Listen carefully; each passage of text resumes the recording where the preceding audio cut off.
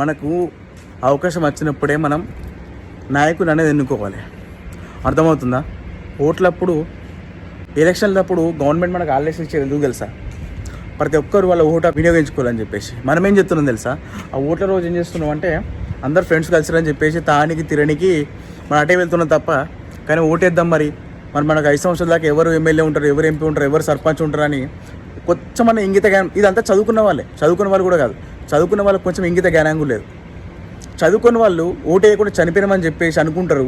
ఈసారి ఓటేయకుండా చనిపోయినట్టే ఇంకోసారి మనకు ఎలక్షన్ మళ్ళీ ఓటేసే అవకాశం రాదని చెప్పేసి చదువుకున్న వాళ్ళు పొద్దున్న నుంచి అలా పని మొత్తం పక్కకెట్టి వాళ్ళు తిండి లేకుండా సరే ఓటేసినీకి పోతారు. కానీ వాళ్ళు చదువుకున్న మేధావులు ఏం చేస్తారంటే మాకు సెలవు ఇప్పుడే దొరికింది, మేము తాగనీకి తిననీకి పోతామని చెప్పేసి యువత భావిస్తుంది. మన ఊర్లు, మన గ్రామాలు, మన పట్టణాలు, రాష్ట్రాలు, మన దేశాలు బాగుండాలంటే ఫస్ట్ మనకు నాయకుడు మంచిగా ఉండాలి. ఒక ఇంట్లో ఒక పెద్ద దిక్కు నాన్న ఎలాంటి వాడో, ఒక కన్నతల్లి ఎలాంటి వాడో, మన ఊర్లో సర్పంచ్, మన సిటీలో ఎమ్మెల్యే, మన రాష్ట్రంలో ముఖ్యమంత్రి, మన దేశంలో ప్రధానమంత్రి అలాంటి వాళ్ళు కూడా మనకు మన ఇంటిలో ఒక పెద్ద మనిషి లాగా అన్నట్టు. వాళ్ళు ఎంత కరెక్ట్గా ఉంటారో, ఎంత నిజాయితీగా ఉంటారో మన దేశాలు, మన ఊర్లు, మన రాష్ట్రాలు, మన దేశాలు బాగుంటాయి. ఇది గుర్తుంచుకొని ప్రతిసారి ఎలక్షన్లో ఓటేసి ట్రై చేయండి. తాగుడు తినుడు ప్రతి రోజు ఉంటుంది, ఎలక్షన్ మాత్రం 5 సంవత్సరాలకు ఒకసారి అత్తే అని గుర్తుంచుకోండి.